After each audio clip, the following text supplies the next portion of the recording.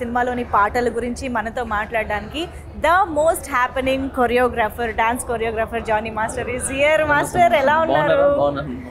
So భారతీయుడు 2 అంటే ఈ సినిమా పేరుని పలకడం కూడా చూసారా, భారతీయుడు 2 అని అనలేం, భారతీయుడు 2 అనాలన్నమాట. భారతీయులు కాబట్టి ఆ గర్వం ఉంటుంది, ఆ ప్రేమ ఉంటుంది, ఆ సినిమా అంటే ఆ ఇష్టం కూడా ఆ రేంజ్ లో ఉంటుంది. మాస్టర్, ఫస్ట్ ఆఫ్ ఆల్ భారతీయుడు సినిమా ఫస్ట్ రిలీజ్ అయినప్పుడు మీరు ఏం చేస్తూ ఉన్నారు? నేను ఊర్లో మెకానిక్ పని చేసుకుంటున్నా. మెకానిక్ పని చేసుకుంటున్నది. అది ఎంత చిన్నపిల్లలు నేను. సో చదువు లేదు, ఓకే చదివాం, అంతంత మాత్రం చదివా, బట్ మెకానిక్ పనిలో ఉన్నాను. పక్కనే థియేటర్స్ అన్నీ. ఎక్కడ ఎక్కడ ఇది? నెల్లూరులో. నెల్లూరులో పక్కనే థియేటర్స్ అన్నీ పక్కనే. సో అక్కడ అర్చనాలలో నర్తికి థియేటర్ దేంట్లోనో ఈ సినిమా 3వ హాల్లో దేంట్లో ఉండాలి. సో అక్కడే షాప్స్ ఉండేది, కనకమహల్ అక్కడంతా కూడా. సో అక్కడికి వెళ్ళినప్పుడు ఈ సౌండ్స్ ఎక్కువ వినపడతా ఉండేది. అంటే పాటలు అప్పుడు మేము వెళ్ళిపోయేది, ఛాయ్కని వెళ్ళిపోయేది, పాటలు వినేసేది, వచ్చేసి. సో అలా చేసుకుంటూ అంటే అది వేరే ఆ రోజులు ప్యూర్. అది అప్పుడంతా ప్యూర్గా ఉండేది. ఆ స్ట్రీట్స్ కానీ జనాలు నిజంగా చెప్తున్నా చాలా ప్యూర్గా ఉండేది. సో ఆ టైంలో ఈ సినిమా రావటం అంటే అప్పుడు కొత్త ఇవన్నీ. భారతీయుడు 2 అనగానే ఒక ముసలాయన అసలు ఎలా కొడతారంట, మర్మకళ మీరు ఒక 3 మర్మకళ ఇది చేసి చూపించాలి. అంటే మీ నుంచి స్టెప్పులు ఎప్పుడు మేము చూస్తాం. నాకే మర్మకళ రాదు. భారతీయుడు సినిమా ఎన్నిసార్లు చూసాను. ఇలా అంటారు ఒకటి ఇది కూడా ఉంది, ఇలా ఏదో ఇలా పెట్టి ఇలా గుద్దితే ఎప్పుడైనా ప్రయోగించారు ఎవరి మీద? చిన్న సినిమా చూసి వచ్చిందా అదే పని. చిన్నప్పుడు ఎవరైనా మాట్లాడినా ఎవరైనా ఏదైనా చేసినా అలా ట్రై చేసేది. బట్ మజాక్ రా బాబు అని చెప్పి మళ్ళీ, కానీ వచ్చేది కాదు అది మా అందరికి. అదొక ఆర్ట్. ఇప్పుడు మార్షల్ ఆర్ట్స్ ఎలాగో, సో అలాగా మర్మకళ అనేది అందులో మన ఇండియన్స్ దాంట్లో. ఇప్పుడు మార్షల్ ఆర్ట్స్ అనేది ఎక్కడి నుంచో వచ్చింది. సో అలాగా మనకు ఇక్కడ మర్మకళ అనేది మన ఇండియన్స్లో క్రియేట్ అయింది. ఆ మర్మకళ అనేది అది మన ఇండియాలో ఉండటం అనేది అది నిజంగా అది గ్రేట్గా అండ్ చాలా గర్వంగా ఫీల్ అవుతాం. అలాంటి మనకి తెలియని ఎన్నో ఎలిమెంట్స్ ఉన్నాయి, చాలా ఉన్నాయి దీంట్లో. సో భారతీయుడు సినిమా నిజం చెప్పాలంటే నాకు పాటల ద్వారానే పరిచయం. అంటే చిన్నప్పుడు సినిమా అర్థం చేసుకోలేని స్టేజ్లో we thoroughly enjoyed the songs. అప్పుడే కొత్తగా వచ్చిన టేప్ రికార్డర్లో సో అవి బాగా గుర్తనమాట. సో అలా సాంగ్స్ పరంగా మీకున్న మెమరీస్ ఏంటి భారతీయుడు 2 మూవీ? భారతీయుడు 2లో నాకు డాన్స్ పాటలు ఇవన్నీ కూడా బాగా ఇష్టమే.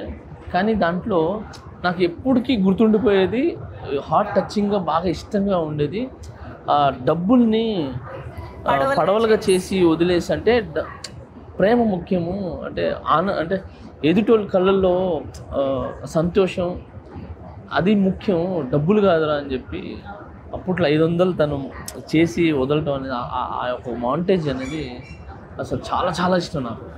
అందుకే పచ్చని చిలుకలకు తోడు ఉంటే అనేది నాకు చాలా ఇష్టం. మిగతా డ్యాన్స్ సాంగ్ ఉన్నాయి, బట్ ఆ సాంగ్ అనేది బాగా ఇది తగిలేస్తుంది ఇక్కడ. సో సూపర్ సాంగ్ అది నాకు ఆ సినిమాలో మెయిన్ పార్ట్. అంటే మనసులో ఉండిపోయే పాట అంతే. పచ్చని ఇవన్నీ డాన్స్ మనం ఈ అదిరేటి డ్రెస్ వేస్తే ఇవన్నీ కూడా మనం ఎంజాయ్ చేస్తాం, అన్నీ చేస్తాం, కానీ గుర్తుండిపోయేది అంటే పచ్చని చిలుకలతో ఉంటాయి.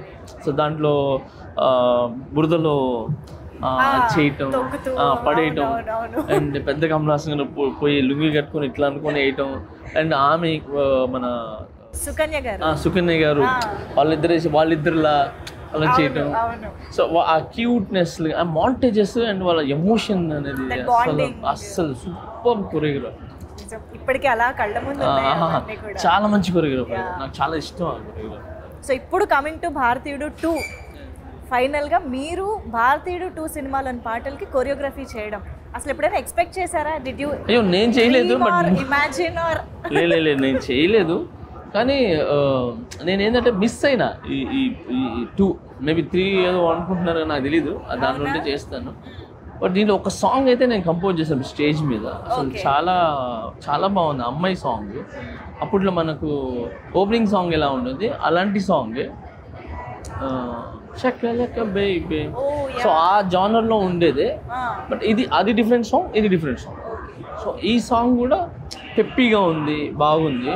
సో మొత్తం ఫారినర్స్ని పెట్టి నేను స్టేజ్ మీద పర్ఫామ్ చేపిస్తున్నాను. సినిమాలో ఇది నేను అప్పటికి శంకర్ గారిని పరిచయం అవ్వాల. సో RC-15 మనం చేసింది, చరణ్ సార్ RC-15 చేసాం. దానికి ముందు 3 years ముందే పాటలు అయిపోయినాయి, షూట్ చేశారు పాటలు. సో అందువలన నేను మిస్ అయిపోయినా, లేదంటే ఖచ్చితంగా ఈ సినిమాలో చేసామండి. బట్ శంకర్ గారి సాంగ్స్ కి ఒక స్పెషాలిటీ ఉంటుంది. ఆయన ఒక్కొక్క సాంగ్ ని చెక్కి ఒక థీమ్ పెట్టి దానికి ద మేకింగ్ లో కానీ కొరియోగ్రఫీలో కానీ గెటప్స్, లొకేషన్స్ అన్ని చాలా వెరైటీగా ప్లాన్ చేస్తూ ఉంటారు కదా శంకర్ గారు. ఫస్ట్ డాన్స్ ఇవన్నీ పక్కన పెట్టి, అంటే ఎవరు చూడనిది నేను చూపించాలి. అది మ్యూజిక్ కావచ్చు, లేదనంటే సెట్ కావచ్చు, ఏదైనా డ్రెస్సులు కావచ్చు, మేకప్ కావచ్చు, లేదంటే పాటలో స్కీమ్, ఒక స్టోరీ కావచ్చు. సో ఇవన్నీ ఎవరు చూడని కన్ను నేను చూపించాలని ఎప్పుడు థింక్ చేస్తుంటాను.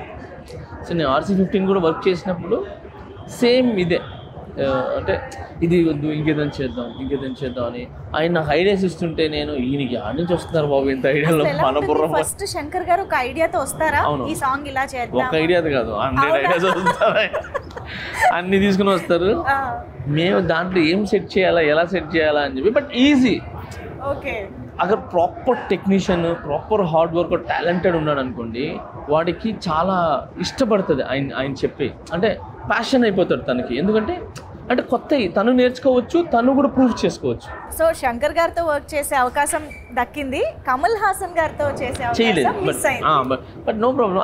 బట్ సినిమాలో చేయకపోయినా అవును, Manifesting Indian 3 ఖచ్చితంగా దాంట్లో చేస్తాను, నమ్ముదాం. కలిసారా ఎప్పుడైనా కమల్ హాసన్ గారిని? బయట చాలా ప్లేసెస్లో కలిశాను, బట్ ఎక్కువ మనకు అంటే ఎప్పుడు ఒక సాంగ్ కానీ వెళ్తే మనం ఫలానా అని చెప్పి తెలుసు. నేను రజనీ సార్ని కూడా చాలాసార్లు కలిశాను, బట్ జైలర్ సినిమాలో మనం దగ్గరగా చూసి పిలిచి డాన్స్ చేయించి అన్నీ చేయించాం. సో ఎప్పుడైనా ఏంటంటే కమల్ హాసన్ గారిని బయట కలిసాం కానీ వర్క్ చేయాలి. మీకు ఒకవేళ అవకాశం దొరికితే ఇలాంటి జానరాలో సాంగ్ వస్తే బాగుంటుంది అని ఏదైనా ఒక డ్రీమ్ అలా అనుకోవడం ఏదైనా ఉందా? నాకు కమల్ హాసన్ గారితో చేస్తే దశావతారంలో ఒక సాంగ్ చేశారు, కాంతారా లాంటి కైండ్ ఆఫ్. ఆయన చేసింది దశావతారంలో అలాంటిదే ఒకటి ఉంటుంది. సో అది ప్రాపర్గా ఇంకా ఎగ్జిక్యూట్ చేసి, అంటే ప్రాపర్గా చేయాలి అనేది దాంట్లో భలే ఉంటుంది. అది మీరు చూస్తే దాంట్లో ఉంటుంది అన్ని అవతారాల్లో. సో ఆ విధంగా ఏదైనా ఇంట్రెస్టింగ్గా అదొకటి. తర్వాత మాటలు కొరియోగ్రాఫీ చేయడం ఇష్టం. కన్ను పిల్లవన్నీ కన్నులున్నవన్నీ ఎన్ని వగలు పోతున్నావే చిన్నారే, అంటే ఆపోజిట్ తన్న అంటే అలాంటి టాస్క్ అదొకటి. తర్వాత ప్రియతమా నీ వచ్చట కుశలమా నీ నిచ్చట కుశలమే, సో అలాంటి కొరియోగ్రఫీ చేయటం ఇష్టం. అయ్యో అది నెక్స్ట్ లెవెల్ సాంగ్స్. సో భారతీయుడు 2 సినిమా నుంచి ఒక ఆడియన్స్గా మాలాగా ఏం ఎక్స్పెక్ట్ చేస్తున్నారు, ఎలా ఉండబోతుంది అనుకుంటున్నారు?